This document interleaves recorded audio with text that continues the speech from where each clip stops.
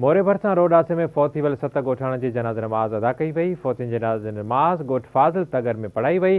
चूंडियल नुमाइंदनि समेत इलाइक़े वासियुनि जी वॾी अंग में शिरकत। 7 ॼणनि जा जनाज़ा खॼण ते ॻोठ जो माहौल सोगवार बणिजी वियो। अव्हां खे आगाह कंदासीं, मोरे भरसां रोड हादसे में फौत थी वियल 7 ॻोठाणनि जी जनाज़े नमाज़ पढ़ाई वई आहे। फौतियुनि जी जनाज़े नमाज़ ॻोठ फाज़िल तगर में पढ़ाई वई। अव्हां खे आगाह कंदासीं, चूंडियल नुमाइंदनि समेत इलाइक़े वासियुनि वॾे अंग में शिरकत कई आहे। एक बार वीहर ब्रेकिंग न्यूज़ अवां सां शेयर कंदासीं। नौशरो फिरोज़ मां मोरे वेझो रोड हादसे में फौत थी वियल 7 ॼणनि जी जनाज़ नमाज़ अदा कई वई आहे।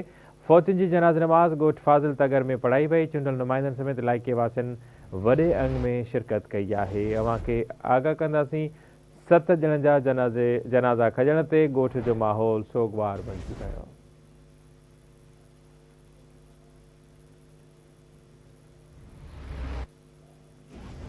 ब्रेकिंग न्यूज़ अवां सां शेयर कंदासीं। मोरे भरसां रोड हादसे में फौत थी वियल 7 ॼणनि जी जनाज़े नमाज़ पढ़ाई वई आहे। नौशरो फिरोज़ मां आवाज़ न्यूज़ रिपोर्टर ज़ाहिद क़ाइम खानी असांखे जॉइन कयो आहे। ज़ाहिद, छा तफ़सील आहे?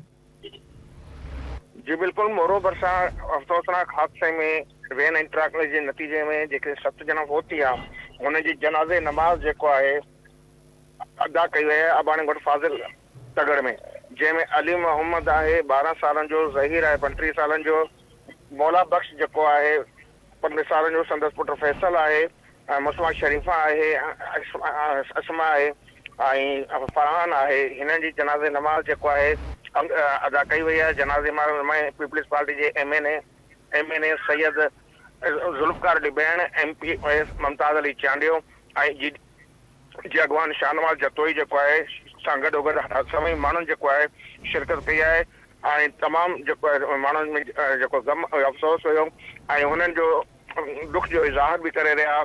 जनाज़े नमाज़ जी अदायगी बाद जेको आहे हुननि खे अवाणे क़ब्रिस्तान में मिटी में हवाले कयो पियो वञे। जी, वॾी महिरबानी ज़ाहिद।